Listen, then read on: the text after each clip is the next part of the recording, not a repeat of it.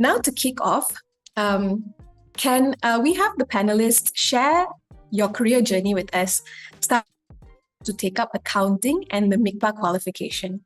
So maybe I will start with Yamini. Hi, a very good afternoon, everyone. Thank you, MICPA, for having me today. I'm happy to be here and to share my experience.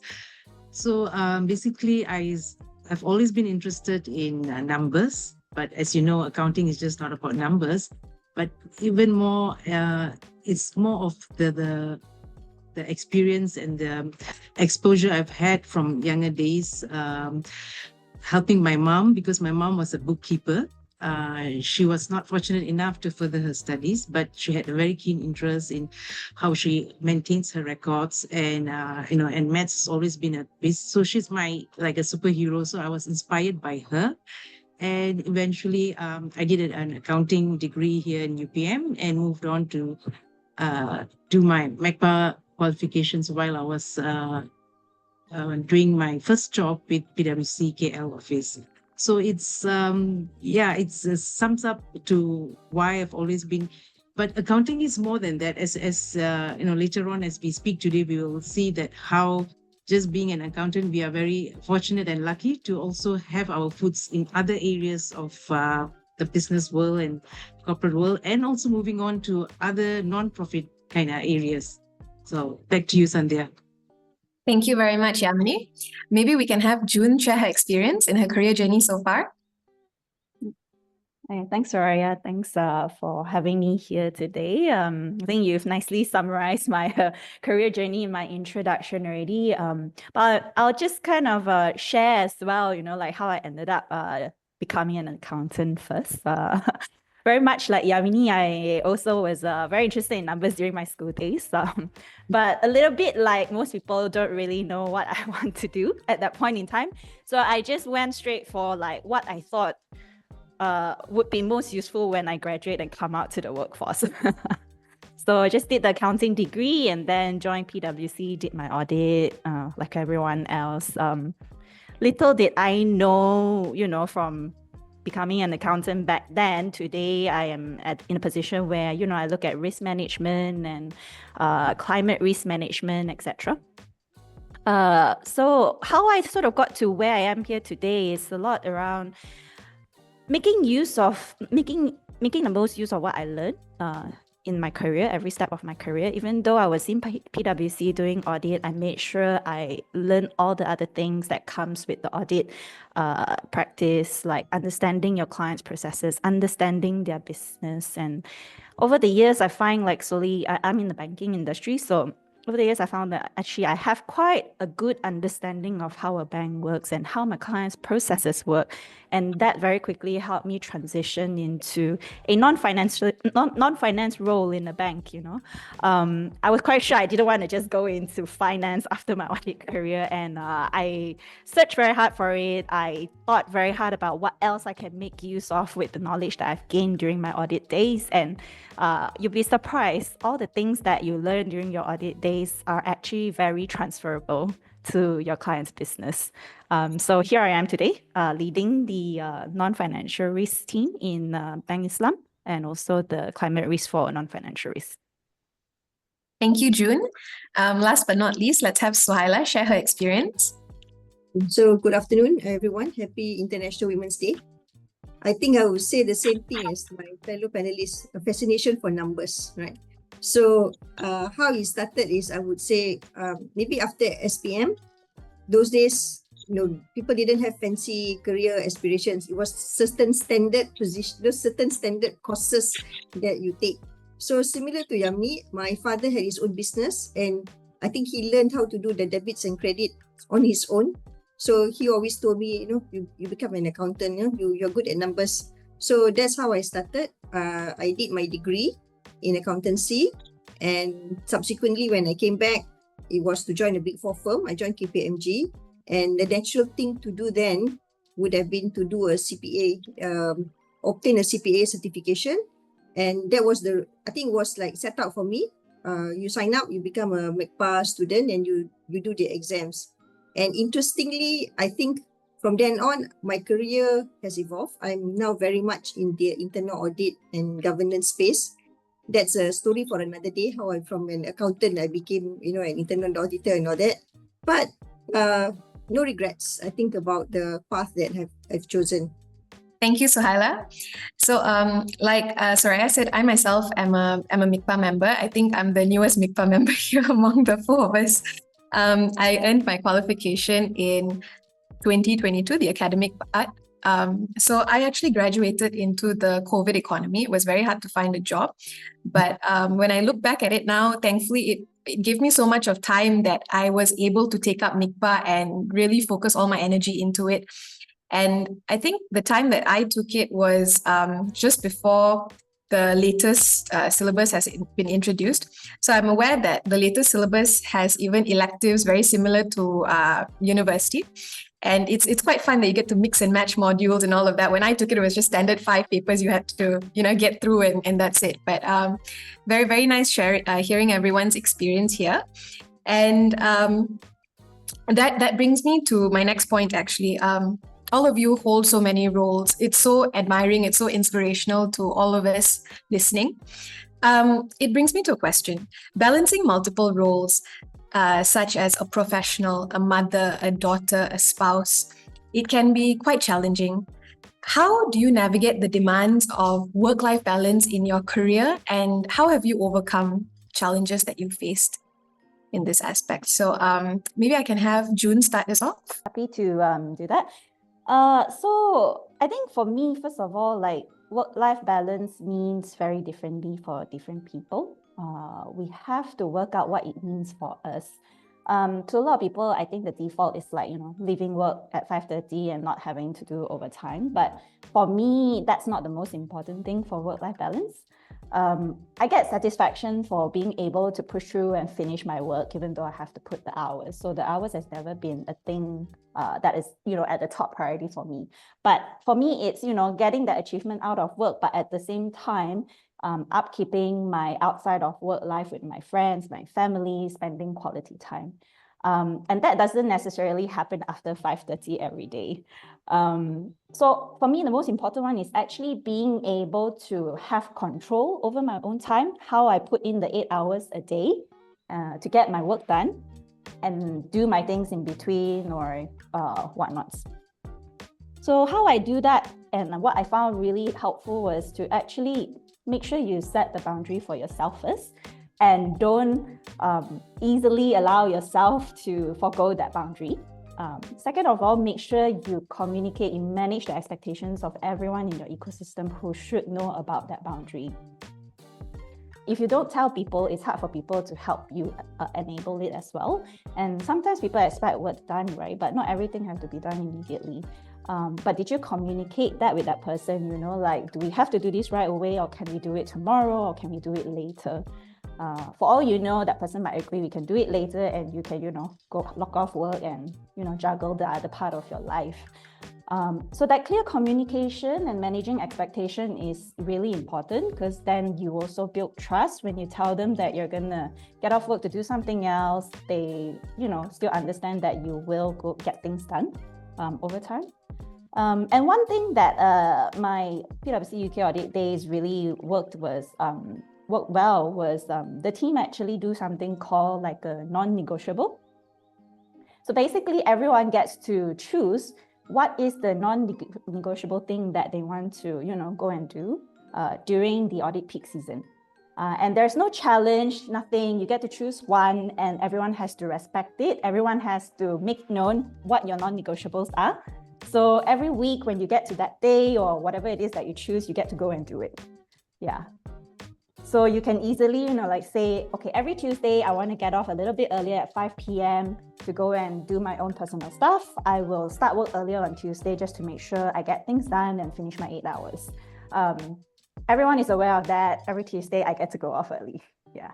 So I thought that worked really well. And because like you've told everyone, you feel obliged to actually keep strong with your non-negotiable, but at the same time, you get people around you who try and remind you that, hey, it's your non-negotiable, you have to go for it. Yeah. So that's how a little bit of sharing from my side. Thank you, June. Next, can I have Suhaila share? Okay. I think women have always been champions at multitasking. And I would say, I think just to add on to what June has said as well, it doesn't mean that work life means having to leave at 5:30.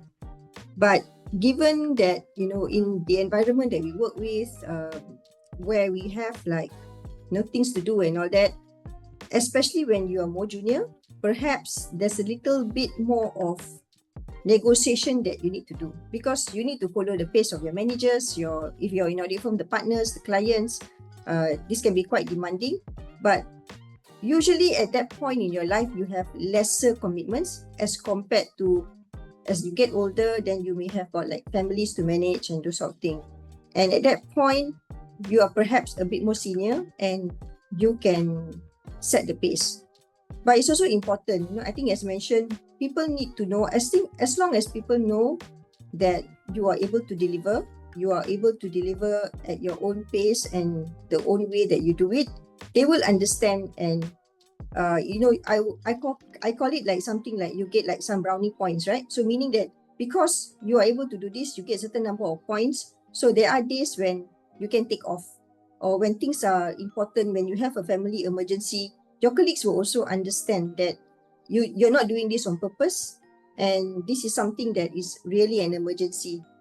And what is most important, I think, is apart from you have got different roles, wife, mother, daughter, sister, you also have got to be giving time to yourself. It's important that you remember that you are a person as well. You need to be cared for as well. And a happy you would be a better colleague, better mother, better daughter, sister. And that's very important to set that straight.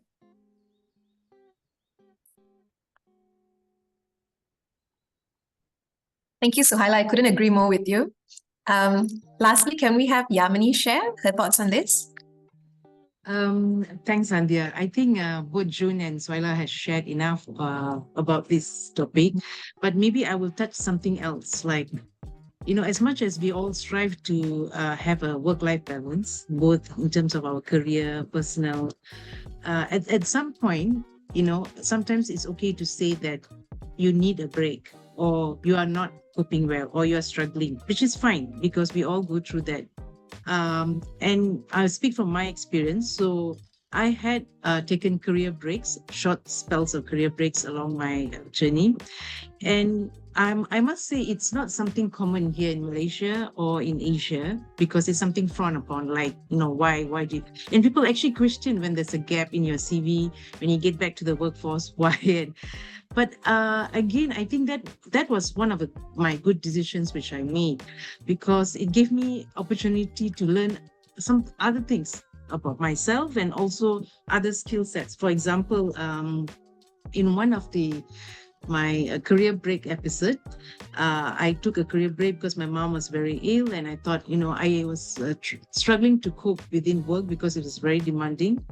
Although at that point, my supervisors or the reporting line managers were very encouraging and said, no, it's okay, you take time off, or but I don't think I was bringing justice to the team, because I was leading a big team, and end of the day, if you can't give your 100%, then why are you there? I started questioning it, and I wanted to be there fully for my mom. So to take her to the doctors, appointments, and just home cooked meals and basic things, right, which you don't sometimes get to do on a day-to-day. So during this time, I learned more skills about myself, these soft skills that I think was very important. And I also had the opportunity by MICPA itself. At that point, they were looking for facilitators under the new module. And so I put up my hand, and I attended the trainers program, and I learned about the new program, MICPA program, which is a collaboration with CANS. I must say it's fantastic, simply because like what Cynthia was saying, with the current module, you choose different electives, and it's not 100% paper based where you sit down in 3 hours and you're being tested by that.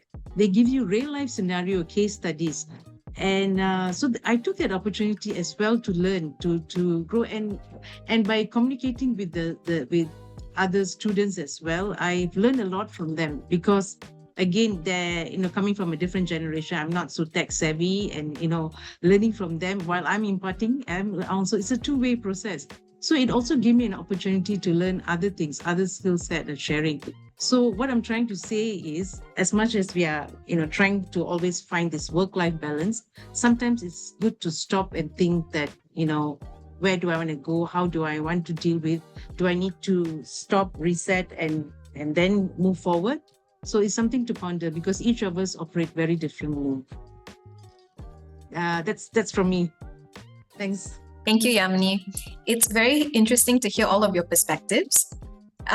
This year's theme, Accelerate Action, is about driving real change. We've been empowering and celebrating women, and while progress has been made, some areas still lack significant advancement. Misconceptions and stigma may still linger, holding us back in accomplishing this bigger agenda. So what else do you think that we could do to truly drive change is what I want to put out there. So I'm going to start with my first question for this forum. I would like to address the first question to Suhaila. Many discussions around gender equality encourage women to be more assertive, take risks, and lean into leadership roles. Have you ever hesitated to take on a leadership opportunity due to concerns about how you would be perceived? Fortunately, no. I think when you mentioned about lean in, right, it's really surprising, because when I read the book, and then I realized that, wow, I'm not the only person who feels this way. We tend to take a back seat. We act very differently compared to our male colleagues. So that was one point. But fortunately, no, in that sense. But what's important is also identifying the choices that you make in life, isn't it? Whether you choose to be an entrepreneur, you want to be a CEO, or you want to be a homemaker, it's about choice. So it's really about wanting to, you set the pace as to what works for you, and don't limit yourself to something because you think that is what society has imposed on you. So do make that choice for yourself. All right. Thank you, Suhaila. Maybe if I can just ask you a little bit more, what is it like when you sit at the top and sometimes you have to make your voice heard? You can't just assume everyone is going to understand what you say or know what is in your best interest. Do you have to come across as maybe, for example, like being assertive? Can that translate to being aggressive to some people? I know that's the association in the minds of many. So maybe I can ask you a little bit more about this. Okay. I think it's always like that, right? Sometimes when they say, when a man says it, he's assertive. But when a woman acts in a certain way, she's bossy or something like that, right? Unfortunately, that's a real misconception. And I think what's important is for ladies, to remember that you don't need to be a man. Be comfortable being a lady. Even if you need to be assertive, but be assertive as a lady. You don't have to try and be a man, and don't ever think that you need to follow what society has imposed on you. As I mentioned earlier, meaning that they think, a lady should behave in this way. Don't be afraid that if I were to act in a certain way, people would think that, I'm being bossy. Don't ever think that way. You need to be comfortable in what you do. Of course, as you move along your leadership role, you will learn. These are skills that need to be learned as you move along. And there's always a lot of adjustment. And it also depends on the environment that you are working in. For example, if certain companies or certain organizations, they will have a certain culture. So you need to learn how to suit that culture. With all of this to be done without sacrificing your own principles. So certain cultures, certain companies, maybe they're very open. So then you act in a certain way. But certain companies, maybe they're a bit more conservative. So you need to play that role well as well. So it's all about learning, and it's all about doing the right thing at the right time, at the right place. Thank you very much, Suhaila. My next question will be directed to Yamini. What bold actions can we take to accelerate gender diversity at the top? Have you seen any game-changing initiatives that have made a real impact? So one of the example which I can give from my prior work experience is so on gender diversity. So this is not only a local context, also globally. We don't see many women on board when we talk about board composition, right? So often women are not there at leadership positions. So in my prior role with Bursa Malaysia, I was stock exchange. So that's something that's always very evident that, it's all mainly male dominated, because when you speak of diversity, DEI, right? Diversity, inclusion, we want also gender mix as well. So to bring in a different perspective to the board. So this however, based on what research has been done across and all, so often it's very difficult, although there are many programs that actually encourages women to move into leadership programs, but there's so many setbacks. So eventually the step taken at that point was to have it codified in our corporate governance code. So whereby it's not a mandatory, because the code is not it's not enacted in law. So it's a codified best practice.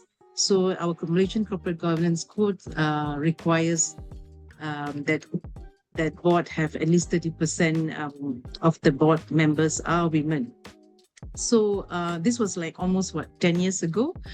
And fast forward for now, I mean, we have seen changes. I'm sure all of you are aware. And in fact, even MICPA and MIA also are promoting a lot of their members to also partake if they're interested to go into board role positions. So as the latest statistics by Securities Commission, Malaysia now actually stands about 23% from a mere 10% from 10 years ago now to 23% of the board compositions are women. So that's good. It's a good initiative, and mainly it's driven by actually there was a carrot and stick kind of thing, because at one point SC Securities Commission was also doing the name and shame kind of thing, where they were trying to put pressure to make sure that more public listed companies actually appoint women on board. So that is a bold move made by the Malaysian regulators to ensure that we move forward there. However, it's very important also as female and also female leaders, we are those of you trying to aspire to be female leaders, something that we need to take account, we need to also ensure that we are doing it in the right way. What I'm trying to say is, as much as we have, because we are now encouraging this 30%, we don't want it to be simply just because, a female, so we just tick box the exercise. It shouldn't be a checklist where, just to get, from my 10 board members, at least 3, so we'll pick and choose any Tom, Dick or Harry. In this sense, will be any Amina, Aling or Anama to come and sit on board. So because that defeats the whole purpose. You lose your credibility with your male peers, because you don't want them to say that, okay, we women are now getting a free pass to sit on boards just because there's a sort of a regulation to mandate, to incentivize the public listed companies to get women on board. So as much, we have to be careful in that sense, right? We want to, because there's a lot of challenges for women, as we all know, to move forward. At the same time, we shouldn't get a free pass. It should be on merits. It shouldn't be simply because we need to fill in the quota that to have 30% women on board. Because as many of you know, there's also a lot of programs run to ensure that we have. So there is proper channels to go through to ensure that whoever who sits on board is qualified, credible, and also speaks, that they speak, they walk the talk, rather than they're sitting there for the sake of just tick boxing the exercise. So, this is from a national level, this is one example. I can say that, it was a bold move, but we have to be collectively remember and be accountable that we don't take too far off by, just moving forward with this. Another example which I can quote, since we have this talking about bold actions, is as an individual. As an individual, we can make a difference as well. When we talk about, because now we're talking about gender diversity, right? So often, as you know, both male or female, like can take career breaks, and we shouldn't make that as a ticket to for people to actually feel that they are not up to par because of the lack of there's a gap in their work experience. For example, in another workplace, when we were recruiting, we had an open recruitment to recruit people for a certain level. So there was one candidate who came in for a junior role. So when I interviewed this candidate, I realized that, she's much more capable, because the way from her way of giving feedback and answering, she's capable of beyond what the JD, the job description, right? So when I inquired, why did you apply for this role? Clearly, you could have applied for the more senior role. She said, because I had a 4 years career gap. She went off to have a baby and also to do her master's. Okay, but at the same time, your experience and your knowledge is there. It's not going to go off just because you had this 4 years. So what I'm saying is that personal capacity, although she came in from that, so I recommended that she go for the more senior role because she fits the bill, although she didn't apply for it. So I spoke to her, I spoke to the HR and ensured that, I'm having had interviewed with her, I'm comfortable to recommend her for the more senior position. So this is something that we ourselves can make a decision and make a change rather than just follow what is on the paper. So sometimes we have to think out of the box to make a difference. So when we talk about gender diversity, there's a lot of context to it, and end of the day is about also mutual respect and giving the due recognition when it is due. That's all from me. Thanks. Thank you, Yamini. I was wondering if whether June or Suhaila had anything to add to that. Second what Yamini has said, I myself have recently hired someone who had been on a career break. Like what Yamini said, all my other interviewers, the first reaction looking at the CV was like, why is this person on a career break? I too had that doubt myself, but I decided to go into the interview unbiased and assess independently this person's capability coming out of the interview. So I had to say this is one of the stronger team members in my team today. So that career break stigma is definitely untrue. Maybe if I were to add on, I think as what Yamini mentioned, it's just to give support, right? So I think that maybe if your female direct reports or your female colleagues, right, have got issues, sometimes it's a little bit of understanding that you need to give them to support them and to help them get through, because they may face certain challenges and it's only for a while. And if you provided them that support, after that, who knows, they could thrive in whatever role that you've given them. Thank you, Suhaila. My next question will be directed to June. Professional growth is crucial for career advancement. What initiatives can be done?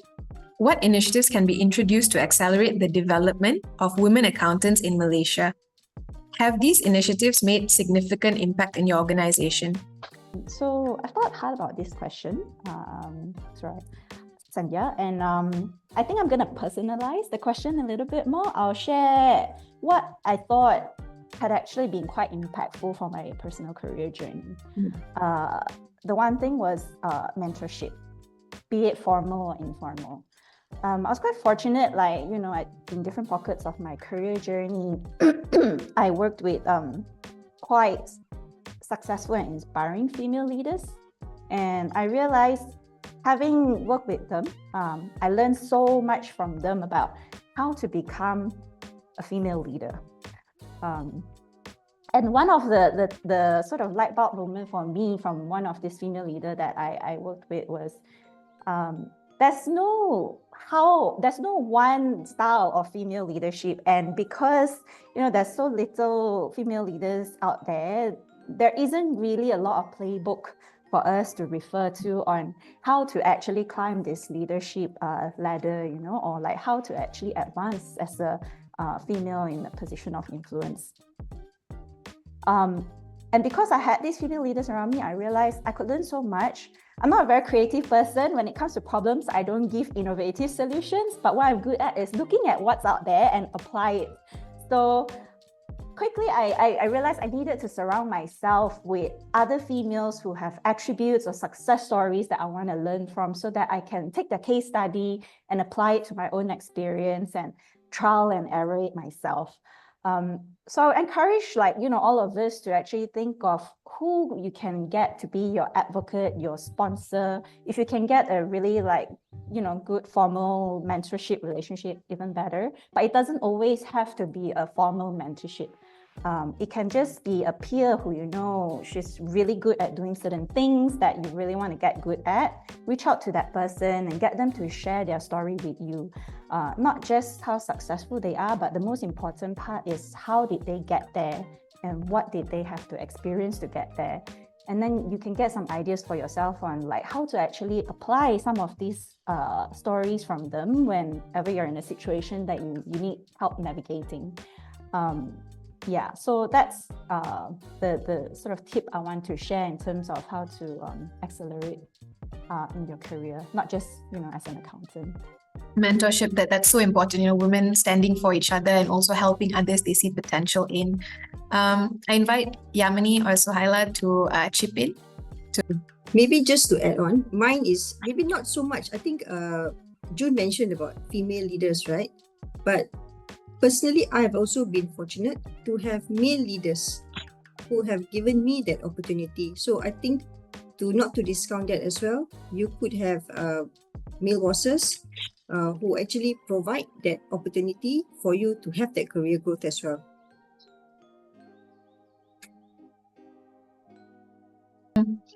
And with that, actually, we're through with the questions from the forum round itself. Now, just moving on. Many aspirational young female accountants look forward to advancing their career, yet at times they may have reservations or fears of taking on the next step. So I invite all the panelists now to what advice would you give to the next generation of female leaders? Or maybe if I could word it in another way, what advice would you give your younger self reflecting on your journey? So if I could maybe start with Yamini. Okay, that's an interesting question. Okay, so I guess the most important thing is try as much as you want, anything new, because knowledge is something that you acquire and it stays with you. And the more you try, you will learn new things. And it's never too late as well to try and to learn and to grow, because as just like anything, the journey itself gets better as we move on and we explore different aspects of life. So for example, when I say that we have to learn and try, so in our own profession, as like most of us are from accounting, finance background. So as you know, as we are now evolving towards AI and very digitalization, so it's no longer the traditional accounting. So hence, there's so much. It's not a matter of you want to try; you have to try as well.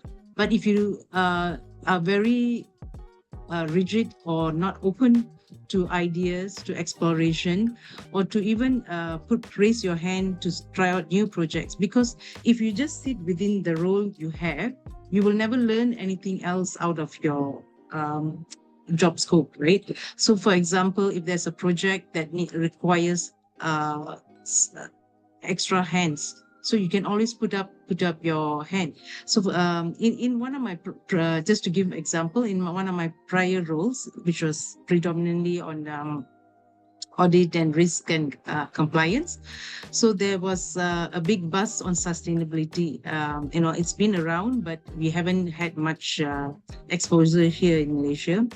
So we were trying to explore other avenues on how we want to incorporate ESG, environmental, social, and governance kind of related practices into our corporate programs. So, and I thought that was a great opportunity, although I didn't know a head or tail about anything much about ESG, but I put up my hand and learned as much and work with people from different teams and also external teams as well. And this is something you cannot buy or learn from anywhere else, right? So I guess the best way is to walk the path, learn from others, learn from yourself as well, because you know what you don't know, right?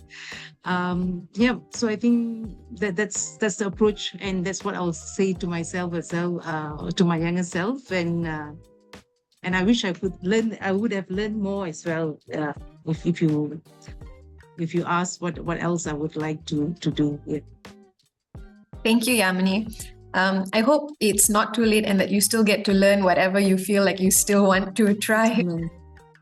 Next, I would like to invite June to contribute to what advice would you give the younger generation of leaders? Yeah.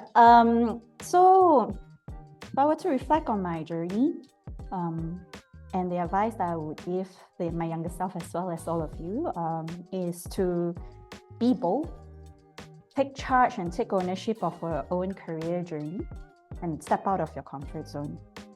If you don't do it, no one's going to do it for you. We can put in place policies and structural changes, but they only work if people take it up and embrace it. And that needs to start from us ourselves. I'll just share times where I did not actually step up. At that point in time, I felt quite embarrassed, to be honest. But now it just serves as a reminder for myself that, every time I doubt myself, I know it's actually untrue. So during my audit days, this wasn't my audit day. So it's actually later on when I moved on to advisory, I was doing a corporate governance project, and that requires us to talk to a lot of board members. And so my boss couldn't make it to a scheduled interview with one of the board members. And this is a huge UK bank, board member sitting at the top of a huge global bank, very scary. And my boss said, June, why don't you just do the interview, get it done? I was so scared. Straight away, I started having all these self-doubt thoughts in myself, and I can't do it. I feel so intimidated because that guy is the board member of a huge bank.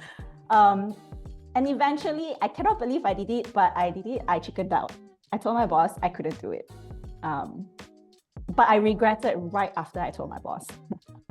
After I told my boss, the doubt, self-doubt thoughts were still in my head the whole time, maybe for a whole day or two. And I started regretting. I was like, I should have stepped up. I was going for a promotion. I knew I had to step up, but I decided to, chicken back out. Anyway, the meeting got rescheduled to a few weeks later. And in the end, I did the interview anyway. So not doing the interview was totally unnecessary to begin with, but I felt so embarrassed even for a few weeks after that incident. But today, that incident still stays quite strong in my self. And whenever I doubt myself, I remind myself of that incident, that's untrue. I can do these kind of things. After that interview, I did so many more interviews with different board members and step up to actually lead that area of projects after that in the firm. So be bold. If you feel like you're doubting yourself, ask yourself again. Readiness is actually built over time. You'll never be 100% ready for anything, because if you are, then you're probably not learning or growing anymore. So I thought about this line yesterday when I was working through my response. You know, like if there is a bus, hop on the bus first. Don't wait until you're ready before you hop on the bus. Because when you're sitting in the bus, there's still time for you to get ready along the journey. Yeah, so be bold. That's a very nice example, June. I really like that in your experience. Lastly, Suhaila. Okay, I would tell my younger self, I think the biggest risk is not taking any risk at all. If you want to just stay where you are, then you'll end up being a dinosaur and you'll never get ahead. And over my career, there have been a lot of times where I've also, sometimes you just have to force yourself. You will have self-doubt. Can I do this? Similar to June, I think my experience was, I'm such an introvert. I'll never go and speak in front of people. I will never make a presentation. And there was one particular training that at that time my partner told me, okay, I'm going off after lunch. You continue. And I was like, okay, what in the world am I going to be doing? But somehow, I mean, the fact is you actually have it in you. It's just that we have these voices in our head, that say that you're not good enough or you're not there. I don't know what they call it, like imposter syndrome or something. But actually, you'll be fine. You'll be fine. And you look at yourself. It's just like when you look at yourself in the mirror and you see, this is not right. This is not right. But actually, when you ask someone else, they say, everything looks fine, right? And even along my career, there have been times, and I'm glad I've taken those risks to be where I am today. Because had I just decided that this is comfortable, I know where I am, I'm going to be doing this, then I would have missed out on so many chances. And remember that sometimes these opportunities don't come. You're not going to get it again. So when it comes, seize the opportunity, make the most out of it. Thank you, Suhaila. And thank you to all of our panelists for the incredible sharing. Just to sum up from our discussion so far, work-life balance, when we talked about it, you have to set some boundaries for yourself, because if you don't set your boundaries, nobody will know where to draw the line with you when it comes to work as well as your personal life. And then we went on to talk about how women are perceived in the workplace. And while it might be sometimes a bit uncomfortable to step up, if you don't push yourself, nobody else can do it for you, and only more doors will open for you once you actually put yourself out there and show people your capabilities. And back to June's analogy of the bus, the bus will get moving, so you have time to prepare for whatever fears you have at the back of your mind, even while you're on the bus. And also when we talk about board composition, we see that there are actions in place already to encourage more women to join the workforce, take up more leadership roles. But I think as women as well, we don't want to just fill in a checklist. We also want to be recognized for our merits, what we bring to the table. And of course, when we're at the table, we also want to be heard, we want to be seen, we want our opinions to be weighed in, when big decisions are made. And lastly, as women, how we can all encourage each other's career advancement is by mentoring each other. I feel like just by sitting through this forum today, I've already learned so much from all of your wealth of experience. I'm so fortunate for this opportunity as well.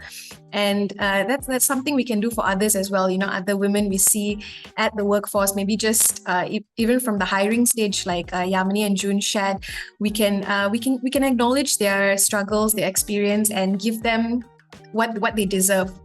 Because sometimes everybody needs like a sisterhood or like a sort of fellowship that they feel has their back, or at least sees them, even if they don't recognize their own efforts or they don't see their potential. It's good to have others uplift you. So with that, I would like to thank everyone for their contributions. And now we are open for Q&A.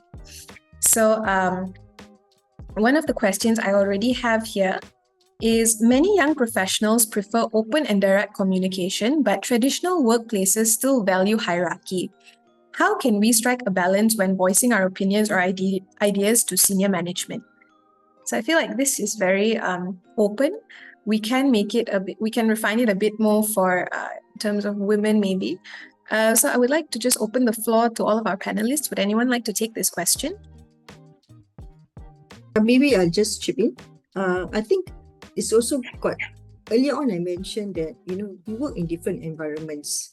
So as a person, in any way, right, even if you, in any occasion, you need to sense the mood, the way things are in that particular organization, and maybe some way that we think, just say you're so used to doing things in a particular way, right?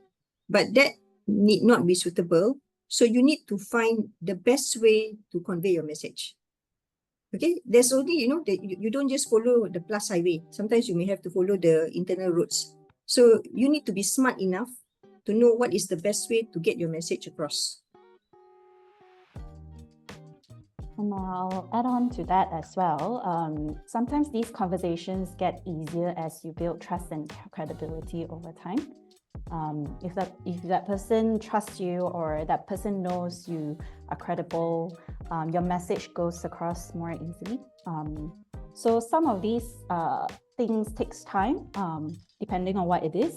And in terms of having that conversation, there are a few things that I always keep myself in check whenever I need to have a difficult conversation, especially if it's, based on opinions or anything like that, is to keep the conversation constructive and use neutral words so that it doesn't sound like, you're actually trying to complain, or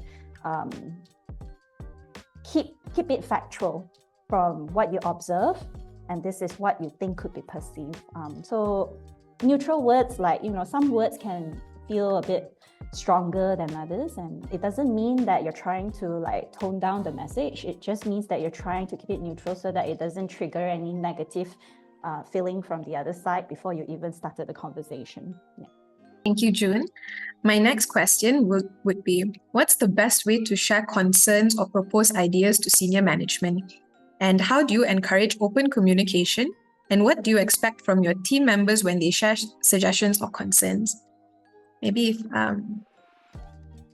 anyone like to take. Okay, I think these questions also relates back to the first question.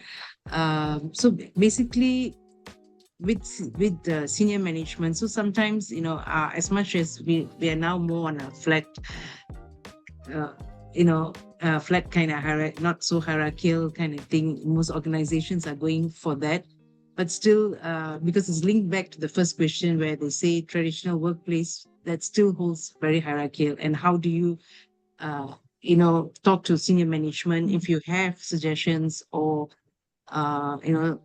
unhappy of certain things? How do you bring forward this? Because in some workplace, people are not so open to these ideas, and why do you skip levels? Because again, it depends on the culture of each organization, but that shouldn't stop you as well. So in instances where there is opportunities, like in a town hall, where it's open and the questions are staff are encouraged and welcome to put in questions. So people should take that opportunity up. So do not hold back, because that is a great opportunity to put out a question. But if you have an organization where it's very closed up, so the best way forward is bring it up to your line managers, because that's that is how they want follow the hierarchical kind of thing. But if you don't see anything changes, there is certain things that you want the organization to do better, or you're not happy with certain things, then you want to highlight, to speak up on certain matters, then the next point of forward is to the HR. Because this is a HR role, human resources, right? So this is their role to listen to employees for the well-being of the employees, bring it forward to the senior management. It is so much better when you can have open communications. So if you think that it's not possible in the context of where you're working, the workplace culture and all, then the next best avenue is to go to the HR. Thank you, Yamni. I'll move on to the next question. Sometimes I want to grow, but self-doubt and lack of confidence hold me back. How can I overcome this? I think the example that June gave, right? There would be one incident that you have succeeded in your life, and that could be something to spur you, to tell you that, this is something that you can do. I know of people who actually, they at the moments of doubt where they've undertaken different challenges. They've run a marathon, they've, done, maybe they've changed their lifestyle to a healthier lifestyle, which many people would have thought that is impossible. And you remember that you did this. Even for me personally, I would say for me to complete the MICPA exam those days, there was like such a challenge to work, to study, like sometimes you want to give up, but at the end of it, I persevered and I did it. And I always think about, I completed the MICPA exam, so after that, even though I got other certifications, it's like nothing because I did MICPA, so you remember that one success that you have and encourage yourself. And I'll just add on to that, right? Like, I think, I'm not sure about everyone, but for myself, I always tend to say, I think I was very lucky that I got this and I did that. Ask yourself again, is it just pure luck or you actually had to step up and do it and get it done? It's most likely the mix of both, or even like just you stepping out as a result, you felt like you got lucky and you completed certain things or got successful with certain things. So whenever you're in self-doubt, remind yourself of those lucky moments again. Actually, it was you who stepped up and did something about it and got an outcome out of the situation. And celebrate that success. Give yourself a pat in the shoulder so that you can push on whenever you're in self-doubt. The other thing that I tend to also do is, earlier I mentioned, look for mentors, advocates, those sort of things, people that can be on your side, or like you can learn from. So what I tend to do is I look for advocates who will give me the push when I need it. Depending on how you build your relationship with different people, sometimes I even tell them, hey, if I ever doubt myself, make sure you quote unquote slap me in the face and so that I can push on. And these are trusted relationships, and whenever I have some situations, I don't even realize that I was doubting myself, and they will, give me a shake and be like, remember that time you tell me to, give you a shake when you're in doubt? And I'll be like, okay, maybe I need to reassess the situation again. Yeah. Since seeing as this is a hot question, Yamini, do you have any input? Actually, both covered by both of them. So, Okay. So again, yeah, but I mean, all of us go through the self-doubt or lack of confidence. So we just have to keep reminding ourselves that we're not perfect. And if that feeling comes of self-doubt or because of certain incident, so maybe we just need to look inwardly and see what is holding us back. So sometimes it's not so much of the action itself, it's more of the perception or of yourself and also of others on yourself. So it's a lot of self reflection of on yourself. And the best way is to motivate yourself. And often, sometimes, because these are the things that we all, emotions are difficult area to handle. It's not as easy as our debit credits and stuff like that. So this is where you need a good fellowship. It can either be a mentor or a friend or a colleague, with someone you can really trust and speak of with, because it helps to give in a different perspective. Because sometimes you put so much pressure on yourself, thinking that you are not achieving certain things, and that's why you're having this doubt and confidence. But people have your friends and your colleagues who you have worked with, and if you have known for years, they would know that what the things you have done, and they will remind you, hey, you used to do all this stuff, right? So why is this now a problem? So I think it's so important to be surrounded with positive, like-minded people that can push you forward as well. So these are all the few coping mechanisms you can work with. Maybe Sandhya, I just also add that if possible, if it's something, a big thing that you need to complete, break it into smaller pieces, smaller phases, and when you complete it, then you have that feel of satisfaction. So that will motivate you to move to the next steps. All right. Thank you, everyone. We have another question. How to position ourselves in leadership roles? Okay, maybe I'll start. So as a leader, we often say you lead by example. So even before you get into a leadership role, you should already start behaving and acting as one, take on more. So this is where you, think out of the box and how you can make make the task or any specific role that assigned to you. So, instead of what would your manager expect from you, think from that perspective. How else? Because you don't want to be, when you talk about leadership, you're going to the next step. So you want to evolve, thinking more critically of certain areas. So hence you must put on another hat. Often this can happen when you start, volunteering and taking on more on your plate. But of course, at the end of the day, you shouldn't also overconsume yourself.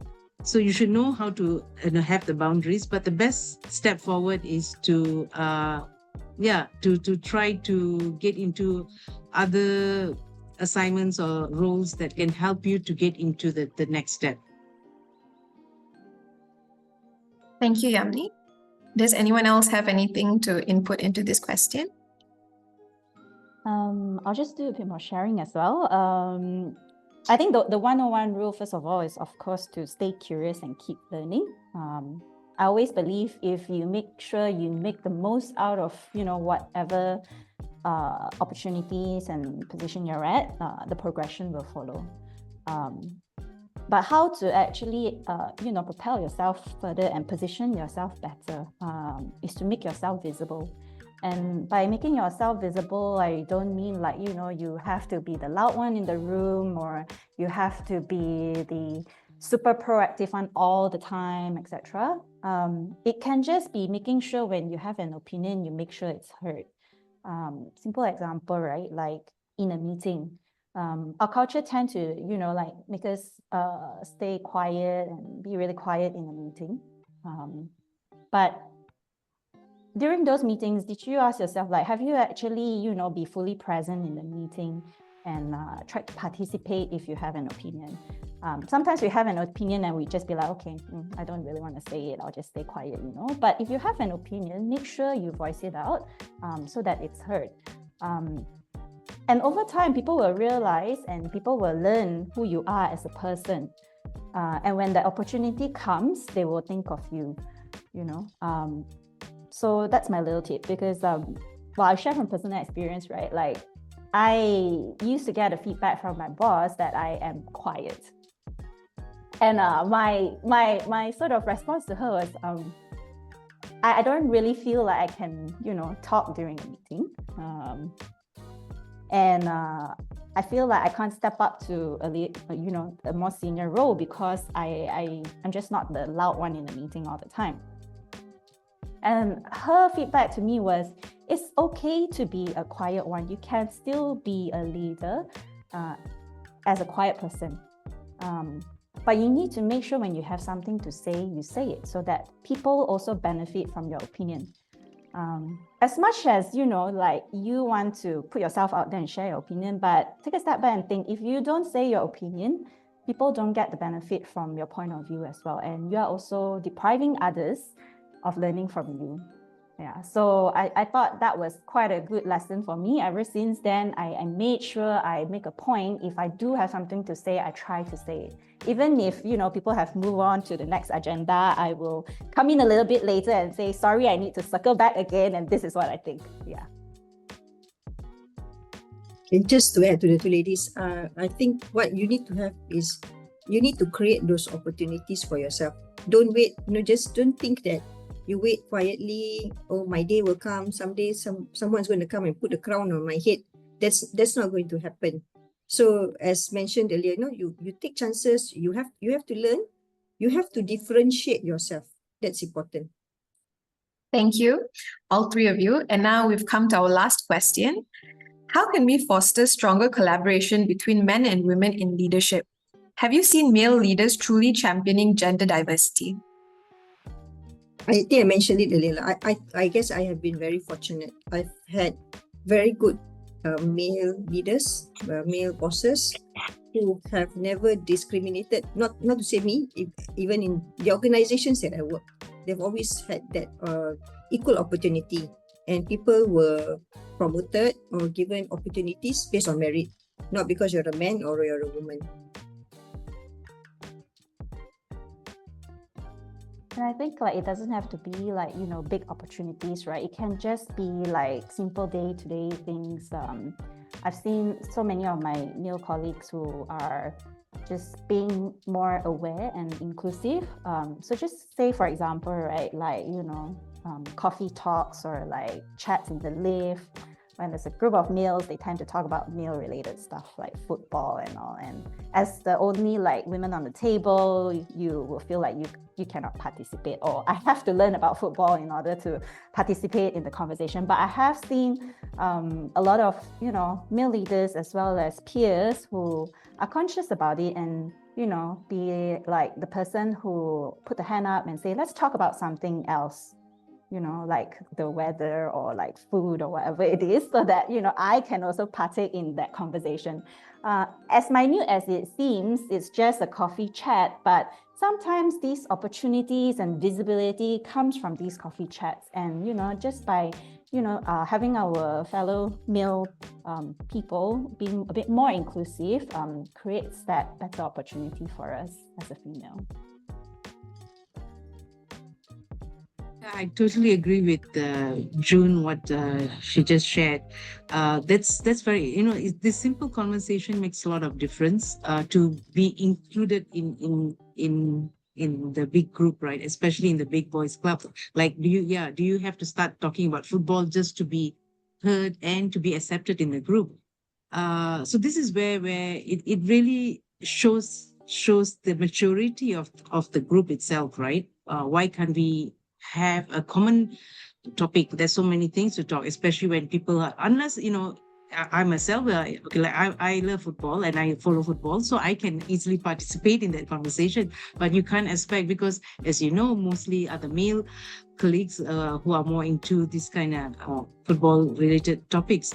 But having said that, at the same time, I feel we must also bring ourselves on par, you know, with both male and female leadership. When you talk about, there are different styles, both from a gender's perspective as well as individuals, because some female leaders are also very aggressive in how they handle little things versus some male leaders who are more patient or more what. So again, it's about mutual respect for each other's views, different techniques, different perspectives. So I think the most important thing is to try to be present and bring forward whichever. No, don't hold back. Just speak up and be open with your conversations. I think that's the most important thing I'm trying to say. That brings us to the end of our Q&A session. I would like to thank all of our panelists once again. Honored to be able to learn from these three role models, and we really appreciate all the tips, the lessons, and advice given, and also all of the questions put forward. Before I pass the floor back to Soraya, I would just like to wish everybody a happy Women's Day again, and I hope that everyone gets a restful day tomorrow, because you know we are always juggling many hats. So thank you everyone again, and have a great day. Stay safe. I will now pass this back to Soraya.